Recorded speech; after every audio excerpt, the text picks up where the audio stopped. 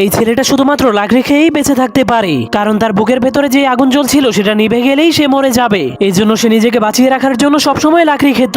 এমনকি তার বাবা তার জন্য কোনো খেলনা তৈরি করলে সে ওই খেলনাগুলো দিয়ে খেলাধুলা না করে সেগুলোকেও খেয়ে ফেলতো। এমনকি সে ধীরে ধীরে বড় হওয়ার কারণে তার ক্ষুধাও প্রচুর বেড়ে যাচ্ছিল।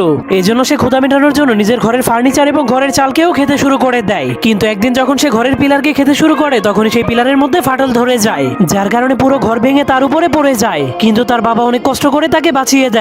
তখন তার বাবার এত কষ্ট দেখে ছেলেটার মনটা অনেক খারাপ হয়ে যায়। এই জন্য সে কসম করে আর কখনোই সে লাকড়ি খাবে না। এরপরের দিন তার বাবা ঘুম থেকে উঠে তার ছেলেটাকে কোথাও খুঁজে পাচ্ছিল না। এজন্য সে তার ছেলের পায়ের ছাপকে ফলো করে করে অনেক উঁচু একটা পাহাড়ের উপরে চলে যায়। তখন সে তার ছেলেকে একা দাঁড়িয়ে থাকতে দেখে জলদি করে তার কাছে চলে যায়। কিন্তু সে দেখতে পায় লাকড়ি না খাওয়ার কারণে তার ছেলের বুকের আগুনটা নিভে গিয়েছে। এজন্য সে আগুন জ্বালানোর জন্য সেখানে ফু দিতে শুরু করে দেয়, কিন্তু তবুও কোনো লাভ হয় না। এজন্য তার বাবা অনেক মন খারাপ করে তাকে মাটিতে শুইয়ে দেয়। এরপর তার হাতে তার তৈরি করে একটা খেলনা দিয়ে দেয়।